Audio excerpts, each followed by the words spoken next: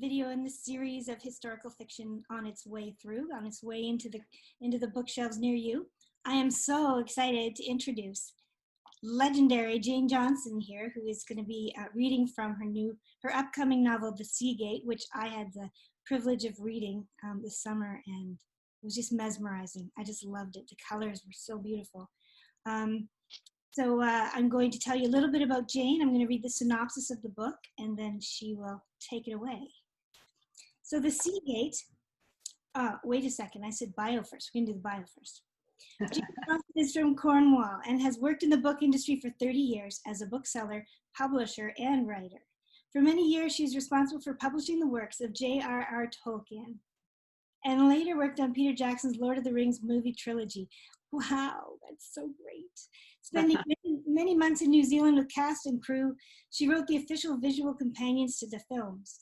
The authors she publishes include George R.R. Martin, creator of Game of Thrones, Dean Koontz, Robin Hobb, Stuart McBride, Mark Lawrence, Raymond E. Feist, and S.K. Tremaine. This is also great. The next part of your bio is so great too, because it's something everybody dreams of doing. While she was in Morocco in 2005 to research The 10th Gift, she met her soon-to-be husband Abdel, a Berber tribesman from a village in the Anti-Atlas Mountains. Returning home, she gave up her office job in London, sold her flat, and shipped the contents to Morocco, and they were married later that year. They now split their time between Cornwall and Morocco, and Jane still works remotely as a fiction publishing director for HarperCollins. That's so cool. It's like people just give it up and go somewhere, and you did it. That's so neat. It felt like a pretty big step at the time. I imagine. When I met my husband, I was living in Toronto and he was living in Calgary. That's just a few provinces away, and I moved out to be with him, and I thought that was big. But Morocco, that's exciting. That's really cool. The distance doesn't make any difference. If there's distance, it's still, a difficult thing to manage, isn't it? Right. You're right. And then might as well just go for it. I love it there. Okay, The Sea Gate. Scratch the surface of any family history and you'll find a scandal that's been buried. All sorts went on under the cover of the war. It was a desperate time, and people behaved as if they might die at any minute. But then they didn't, and peace came, and somehow society had to get back to being ordered, and all those untoward things got swept under the carpet, and no one was supposed to speak of them ever again. Rebecca Young, an artist who finds herself adrift in her own life, is clearing her mother's house after her sudden death, when she comes upon a letter from an elderly relative who lives in a remote house outside of Porth Enys on the Cornish cliffs. Fired by newfound purpose, Rebecca finds herself taking the train to the other end of the country, where she will discover a house of secrets, full of books and original paintings, with treasures in the attic, a foul-mouthed parrot in the parlour, a tunnel from the cellar down to the sea, and a long-buried mystery. Porth Enys is a tightly knit community that guards its secrets fiercely. Setting Olivia's house in order will mean unearthing all sorts of dangerous truths, and if Rebecca digs too deep, she may find that her own life is under threat. I loved it. I thought it was such an adventure. So many different lines. So, Thank you, Jen. All right, so take it away. Oh, okay. I will read a bit from chapter 3, which is where Rebecca actually has arrived in Cornwall the day before, and she wakes up. And there she is in magical Cornwall. Next morning, I roll off the bed in the least mildewy of the upstairs rooms, pad to the window and pull back the heavy curtains, expecting to look out into a grey landscape and lashing rain. Instead, I feel the sun on my face like a benediction. Sea and sky fuse at the distant horizon. Spangles of light glitter like spilled treasure, undulating with the rolling of the waves. Far out, a single crabber ploughs across the bay, as squat as a child's toy. To the east, St. Michael's Mount, misty as legend, a barely sketched Disney castle rising out of the sea. This is the Cornwall I have always imagined, the sense of wildness and isolation, of fairy tale and possibility. There is a luminous quality to the air, as if everything has been renewed overnight.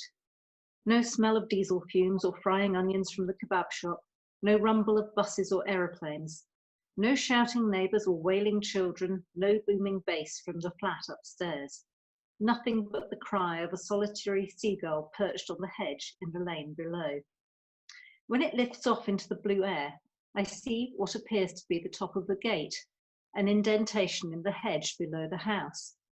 I wonder what it opens onto. Filled with sudden energy, I pull on jeans and trainers to go with the t-shirt I have slept in and run downstairs. Even the outhouse holds no horrors for me. I leave the door ajar and sit there with sunlight angling across my thighs, looking out at tumbles of red and orange nasturtiums, their peppery smell scenting the air.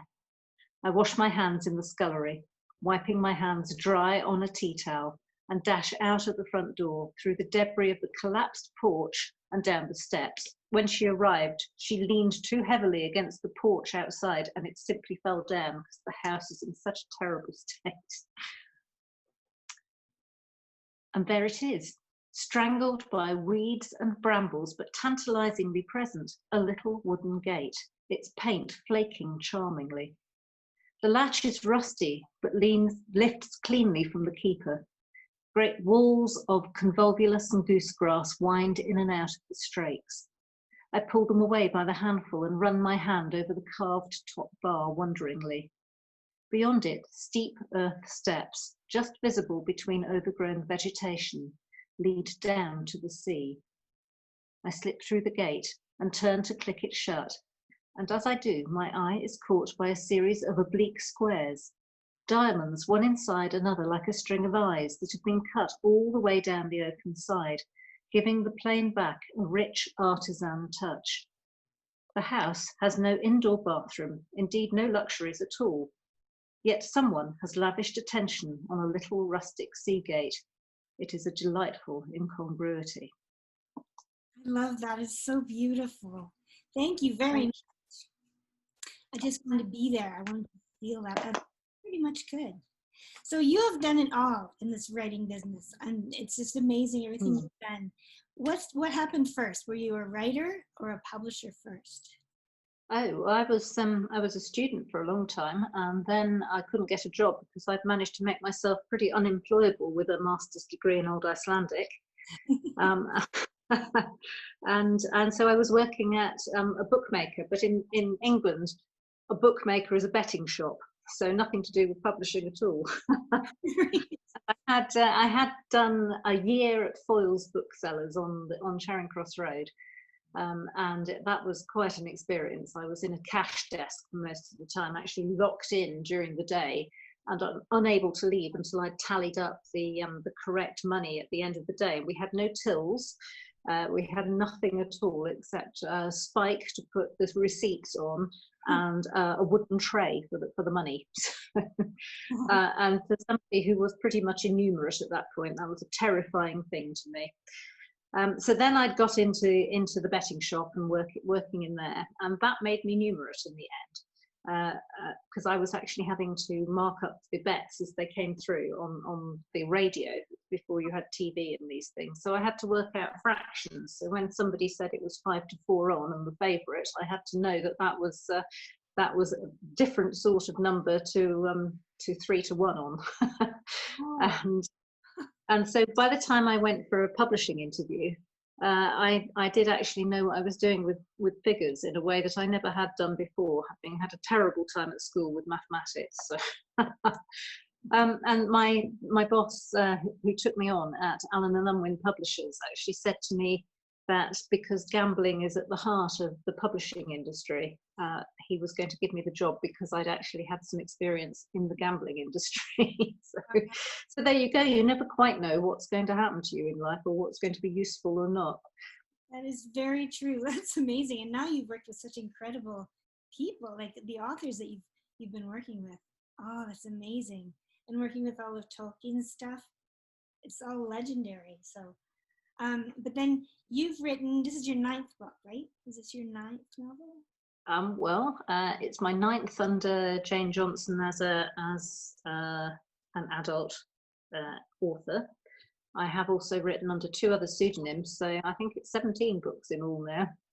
Yeah, and you're publishing at the same time.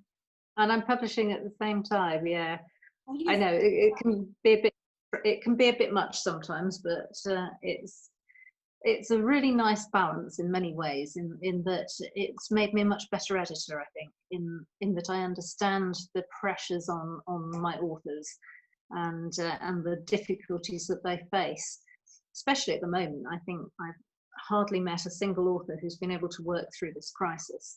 So many of us, I think, have found that our parameters have shifted so much that we don't know which way is up anymore. And certainly I've found it impossible to write in any sort of useful way. I mean, I plow on and I write, a paragraph here and there, but then I go back and look at it and think, oh God, that's terrible. But I think you just have to keep going, and you just have to keep trying and trying until it actually starts to flow again. And you said you'd started a new project recently, and I think starting new projects during this time is the way to go, actually, rather than trying to hack out the one that you were working on before. I think so. It turns into beating your head against the wall if you stick to it too long. And the new one, well, I was able to use the Spanish flu in it, so I figured that was I was supposed to do that. So that's the way to do it. I think actually it's to write anything that's purely contemporary at the moment is almost impossible. yes. So I'm going back into the 1950s with my next one, and that frees me up a bit. Can you tell us about it? About your new one? Well, yeah, it's another remote house story, although a bit different to this one.